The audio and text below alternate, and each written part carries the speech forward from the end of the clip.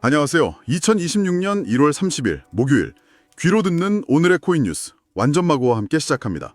운전하시면서 또 운동하시면서 혹은 잠시 쉬면서 편안하게 듣기만 하셔도 시장의 가장 중요한 흐름 저희가 꽉 채워서 전해드릴게요. 네, 안녕하세요. 어젯밤에 시장이 정말 크게 흔들려서 많은 분들이 밤잠을 설치셨을 것 같아요. 맞아요. 그야말로 검은 목요일이었죠. 네, 비트코인이 급락하면서 시장 전체가 좀 공포 분위기에 휩싸였습니다. 네, 그래서 오늘 저희가 준비한 소스들은 바로 이 갑작스러운 하락에 대한 이야기입니다. 대체 왜 시장이 이렇게 무너졌는지 그 배경에 있는 거시경제 상황부터 좀 파헤쳐 보고요. 그리고 비트코인의 운명을 가를 수 있다는 그 숫자, 84,000달러 지지선이 대체 어떤 의미인지도 짚어봐야겠죠? 맞습니다.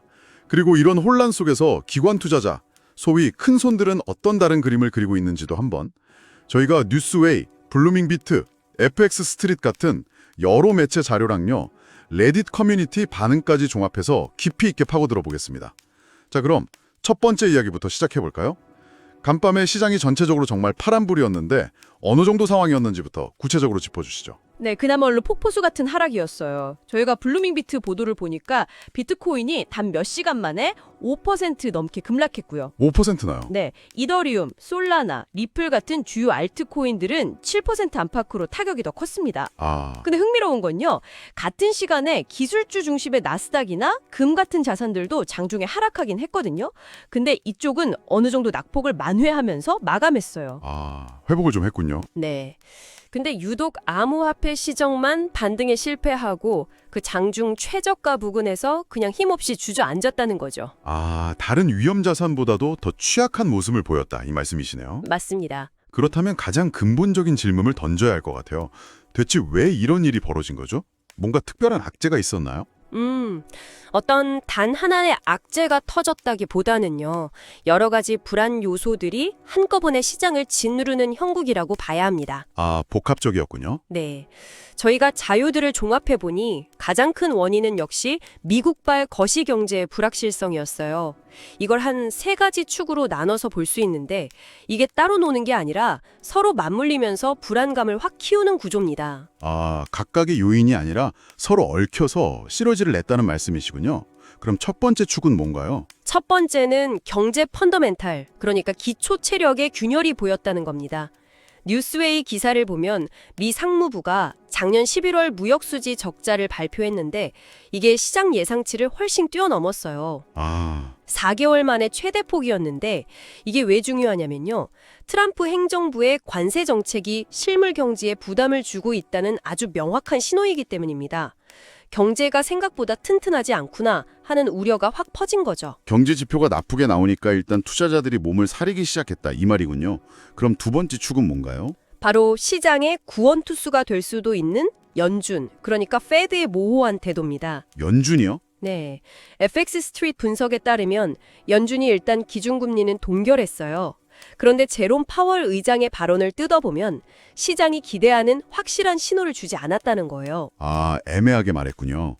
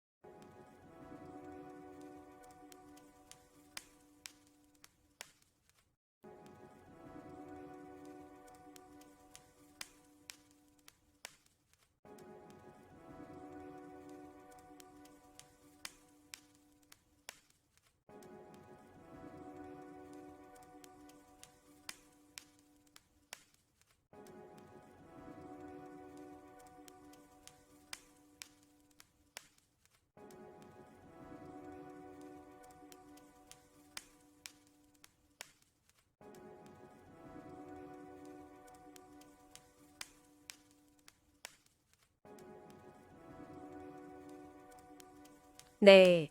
근데 유독 암호화폐 시장만 반등에 실패하고 그 장중 최저가 부근에서 그냥 힘없이 주저앉았다는 거죠. 아, 다른 위험 자산보다도 더 취약한 모습을 보였다 이 말씀이시네요. 맞습니다. 그렇다면 가장 근본적인 질문을 던져야 할 것 같아요. 대체 왜 이런 일이 벌어진 거죠? 뭔가 특별한 악재가 있었나요? 어떤 단 하나의 악재가 터졌다기보다는요, 여러 가지 불안 요소들이 한꺼번에 시장을 짓누르는 형국이라고 봐야 합니다. 아, 복합적이었군요. 네. 저희가 자료들을 종합해보니 가장 큰 원인은 역시 미국발 거시 경제의 불확실성이었어요. 이걸 한 세 가지 축으로 나눠서 볼 수 있는데 이게 따로 노는 게 아니라 서로 맞물리면서 불안감을 확 키우는 구조입니다. 아, 각각의 요인이 아니라 서로 얽혀서 시너지를 냈다는 말씀이시군요. 그럼 첫 번째 축은 뭔가요? 첫 번째는 경제 펀더멘탈, 그러니까 기초 체력의 균열이 보였다는 겁니다. 뉴스웨이 기사를 보면 미 상무부가 작년 11월 무역수지 적자를 발표했는데 이게 시장 예상치를 훨씬 뛰어넘었어요. 아, 4개월 만에 최대 폭이었는데 이게 왜 중요하냐면요. 트럼프 행정부의 관세 정책이 실물 경제에 부담을 주고 있다는 아주 명확한 신호이기 때문입니다. 경제가 생각보다 튼튼하지 않구나 하는 우려가 확 퍼진 거죠. 경제 지표가 나쁘게 나오니까 일단 투자자들이 몸을 사리기 시작했다 이 말이군요. 그럼 두 번째 축은 뭔가요? 바로 시장의 구원투수가 될 수도 있는 연준, 그러니까 페드의 모호한 태도입니다. 연준이요? 네, FX 스트릿 분석에 따르면 연준이 일단 기준금리는 동결했어요. 그런데 제롬 파월 의장의 발언을 뜯어보면 시장이 기대하는 확실한 신호를 주지 않았다는 거예요. 아, 애매하게 말했군요. 그렇죠. 앞으로 금리를 내릴지 올릴지 완전 안개 속이라는 거죠. 경제는 불안한데 연준이 어떻게 할지 모르니까 투자자들은 어디에 베팅해야 할지 방향을 완전히 잃어버린 겁니다. 그렇군요. 경제의 펀더멘털은 흔들리는데 정책 방향성은 불확실하다. 이것만으로도 충분히 불안한데 여기에 기름을 붓는 세 번째 축이 있다는 거네요. 정확합니다. 바로 정치적 리스크. 구체적으로는 트럼프 대통령의 예측 불가능성이죠. 아, 저희가 레딧에 월스트리트 베츠 크립토라는 투자자 커뮤니티를 한번 들여다봤는데요. 정말 불만이 폭발하고 있더라고요. 뭐라고 하던가요? 한 사용자가 이런 말을 했어요. 시장이 겨우 반등하려고 하면 트럼프가 새벽에 트윗 하나 날려서 다 망쳐놓는다면서요. 하하, 정말 격한 반응이네요. 네, 이처럼 무역 적자가 커져서 경제가 불안하고 연준은 뭘 할지 모르겠는 상황에서 대통령의 트윗 하나가 시장 전체를 패닉으로 몰고 가는 방아쇠 역할을 하는 아주 취약한 구조가 만들어진 겁니다. 와, 그렇게 연결해서 들으니까 상황이 훨씬 입체적으로 이해가 되네요. 결국 디지털 금융이 안전자산이니 하는 기대와는 전혀 다르게 지금 비트코인은 가장 민감한 위험자산처럼 움직이고 있다는 거군요. 바로 그 점을 블루밍비트에서 인용한 레드넷 CIO 존 글러버가 정확히 짚었습니다. 그가 불확실성이 극대화되자 투자자들은 금이나 스위스 프랑 같은 진짜 전통적인 안전자산으로 도망가고 있다. 아, 진짜 안전자산으로요? 네. 반면 비트코인은 주식시장의 불안에 가장 먼저 그리고 가장 크게 반응하는 위험자산으로 취급받고 있다고 분석했죠. 알겠습니다. 거시경제 상황이 시장 전체를 짓누르고 있다는 건데 이런 상황에서 가장 주목받는 건 역시 비트코인이겠죠. 특히 여러 분석 자료에서 84,000달러라는 숫자가 계속 언급되던데 이 가격에 뭔가 특별한 의미가 있는 건가요? 네, 지금 시장의 모든 눈이 그 가격에 쏠려 있다고 해도 과언이 아닙니다. 84,000달러는 단순히 어떤 숫자가 아니고요. 네. 지난 2달간의 치열한 공방이 벌어졌던 박스권의 최하단입니다. 기술적으로도 그렇고 투자자들의 심리적으로도 여기가 무너지면 정말 위험하다고 여기는 마지노선인 셈이죠. 아, 마지막 방어선 같은 거군요. 맞습니다. 이 선이 뚫리면 그동안 버티던 투자자들의 물량까지 시장에 쏟아져 나오는, 즉 패닉셀이 촉발될 수 있는 아주 중요한 변곡점입니다. 듣기만 해도 아찔하네요. 이 지지선이 무너질 경우에 대한 전문가들의 경고도 꽤 구체적으로 나오고 있더라고요. 네, 전망이 상당히 암울합니다. 블루밍비트와 뉴스웨이 보도를 종합해보면 21shares의 전략가 매트 메나는 84,000달러 방어 여부가 단기 시장의 모든 것이라고 말하면서요. 네. 만약 붕괴되면 1차적으로 작년 11월 저점인 8만 달러, 최악의 경우 7만 5천 달러까지도 각오해야 한다고 경고했습니다. 7만 5천 달러면 지금보다 10% 이상 더 빠지는 건데 여기서 더 비관적인 시나리오도 있나요? 있습니다. 힐거트 그룹의 CIO인 러셀 톰스는 한술 더 떠서 이미 모든 단기 기술적 지지선은 무너졌다면서 7만 달러까지 하락할 가능성을 열어뒀고요. 와, 심지어 저희가 트레이딩뷰 자료를 보니까 일부 분석가들은 더 무서운 이야기를 하고 있어요. 주봉 차트에서 거대한 베어 플래그, 즉 하락기 달령 패턴이 만들어지고 있다는 분석입니다. 베어 플래그 패턴이요? 그게 어떤 의미를 가지는 건가요? 이게 차트에서 마치 깃대처럼 수직으로 급락한 뒤에 잠시 깃발 모양으로 반등하는 척하다가 처음 하락했던 깃대의 길이만큼 다시 한번 폭락하는 아주 무서운 패턴이라 투자자들이 긴장하는 겁니다. 와, 이 패턴의 기술적인 목표 가격을 계산해 보면 장기적으로는 무려 42,000달러까지도 열려 있다는 극단적인 비관론까지 나오고 있는 상황입니다. 42,000달러라니 정말 상상하기 힘든 숫자네요. 근데 좀 이상한데요. 아까 75,000달러를 경고했던 맷 메나라는 분석가, 그 사람이 또 다른 자료에서는 강세론을 펼쳤더라고요. 이건 어떻게 된 일이죠? 바로 그게 지금 시장의 복잡성을 보여주는 아주 중요한 포인트입니다. 맞습니다. 맨메나는 84,000달러가 무너지면 큰 하락이 올 거라고 경고하는 동시에 정반대의 전망도 내놨어요. 정반대요? 네. 만약 거시경제 환경이 조금이라도 개선된다면 비트코인은 1분기 말까지 10만 달러를 넘고 잠재적으로 12만 8천 달러 이상의 역사적 신고점을 기록할 수도 있다고요. 아니, 한 사람이 어떻게 4만 달러대 비관론이랑 12만 달러대 낙관론을 동시에 말할 수 있는 거죠? 이건 거의 모순 아닌가요? 모순처럼 보이지만 사실은 지금 시장이 얼마나 얇은 외줄 위에 서 있는지를 보여주는 겁니다. 현재 비트코인 자체의 펀더멘탈보다는 외부 변수, 그러니까 거시경제의 방향에 따라서 천국과 지옥을 오갈 수 있다는 뜻이죠. 아, 외부 요인에 모든 게 달려있다. 그렇죠. 레드넷 조인 뷰로가 역시 지금의 하락은 공포에 의한 일시적 투매이며 거시경제가 안정을 찾으면 몇 분기 안에 강하게 반등할 것이라고 예측했습니다. 결국 지금의 하락을 위험 자산의 일시적 조정으로 보느냐, 거품 붕괴의 시작으로 보느냐에 따라서 전망이 극과 극으로 갈리고 있는 겁니다. 흥미롭네요. 결국 모든 키는 거시경제가 지고 있다는 건데, 그런데 이 혼란 속에서 기관들은 개인 투자자들과는 전혀 다른 생각을 하는 것 같더라고요. 저희가 FX 스트릿의 ETF 자금 흐름 데이터를 보니까 정말 재미있는 현상이 발견됐어요. 네, 바로 그 지점이 이번 하락장에서 가장 곱씹어 가야 할 부분입니다. 개인들은 공포에 질려서 던지기 바쁜데 기관들의 돈은 아주 영리하게 움직이고 있었죠. 어떻게 움직였는데요? 데이터를 보면 명확하게 드러납니다. 먼저 비트코인 현물 ETF에서는요, 수요일 하루에만 약 2천만 달러, 주간 누적으로는 1억 6천만 달러가 넘는 돈이 빠져나갔습니다. 아, 비트코인에서는 돈이 나갔군요. 네, 가격이 하락하니까 자금이 유출되는 우리가 흔히 예상할 수 있는 모습이죠. 그런데 다른 자산은 정반대였다는 거죠. 맞습니다. 이더리움 현물 ETF를 볼까요?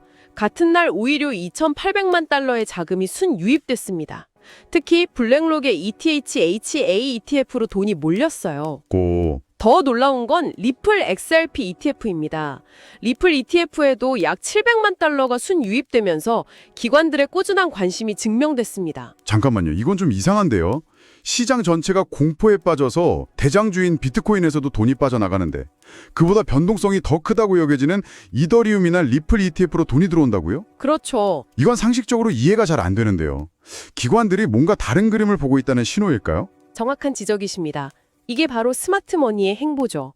기관들은 단기적인 시장의 공포와는 별개로 개별 자산의 장기적인 가치와 잠재력에 베팅하고 있다는 해석이 가능합니다. 장기적인 가치요? 네, 특히 리플의 자금 유입은 최근에 터진 아주 큰 호재와 직접적인 관련이 있을 가능성이 매우 높습니다. 리플에 뭔가 특별한 소식이 있었나요?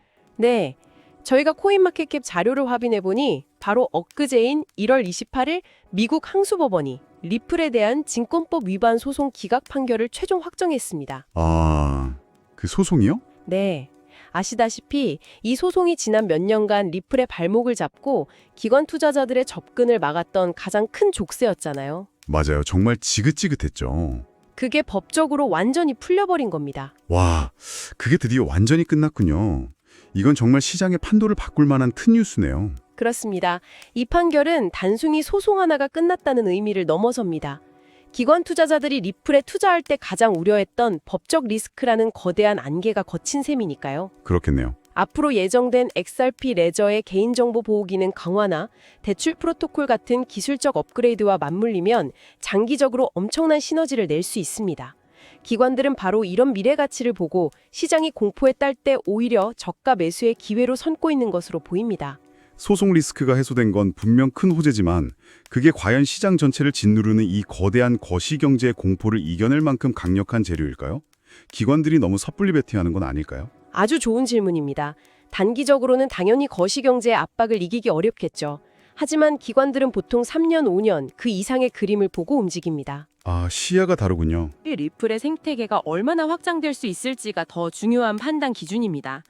법적 불합실성이 사라졌다는 건 그들이 장기 투자 계획을 세울 때 가장 큰 변수 하나를 지울 수 있다는 의미이기 때문에 지금과 같은 하락장을 오히려 절호의 기회로 판단했을 가능성이 충분합니다. 그렇군요. 시장 전체는 공포에 떨고 있지만 그 수면 아래에서는 기관들이 각자의 셈법에 따라 옥석가리기를 하고 있었네요. 정말 흥미로운 지점입니다. 자, 그럼 오늘 시장의 복잡한 흐름을 정리해 보겠습니다. 미국발 무역 적자, 연준의 불확실성, 그리고 정치적 리스크라는 이 세 가지 파도가 한꺼번에 덮치면서 암호화폐 시장 전체가 크게 흔들렸습니다. 네. 특히 비트코인은 생명선과도 같은 84,000달러 지지선에서 위태로운 모습을 보이고 있죠. 하지만 그 이면에서는 전혀 다른 이야기가 펼쳐지고 있었습니다. 기관 투자자들은 비트코인 ETF에서 자금을 빼는 동시에 이더리움과 리플 ETF에는 오히려 돈을 밀어넣는 엇갈린 행보를 보였죠. 맞아요. 특히 리플은 수년간의 법적 분쟁에서 최종 승리하면서 가장 큰 불확실성을 털어내고 새로운 가능성을 보여주었습니다. 여기서 저희가 여러분께 한번 던져보고 싶은 질문이 생기네요. 개인 투자자들의 공포는 극에 달했지만 기관들은 특정 자선에 대해 조용히 다음 파도를 준비하는 듯한 모습을 보이고 있습니다. 그렇다면 지금의 이 하락이 끝나고 시장이 다시 살아날 때 그 부활의 선두에 서는 주체는 과연 이전처럼 비트코인일까요? 아니면 이 위기 속에서 새로운 가능성을 증명한 다른 자산이 될까요? 이 질문에 대한 답을 저희와 함께 계속 찾아가고 싶으시다면 저희 완전마구 유튜브 채널을 주목해 주시기 바랍니다. 네, 오늘 전해드린 것처럼 시장의 깊이 있는 분석은 물론이고요. 저희가 평일 오전에는 라이브 생방송을 진행하고 있습니다. 실시간 차트 분석과 시장의 가장 중요한 정보를 누구보다 빠르게 전달하는 시황방송도 놓치지 마세요. 여러분이 눌러주시는 구독과 좋아요는 저희가 더 깊이 있고 유용한 컨텐츠를 만드는데 정말 큰 힘이 됩니다. 꼭 부탁드립니다. 그리고 오늘 저희 이야기가 유익하셨다면 혼자만 알고 계시지 마시고 주변 분들에게도 널리 알려주세요. 공유 기능을 통해 이 이야기가 더 많은 분들에게 닿을 수 있도록 도와주시길 부탁드립니다. 그럼 저희는 다음 시간에 더 날카로운 분석으로 찾아뵙겠습니다. 감사합니다.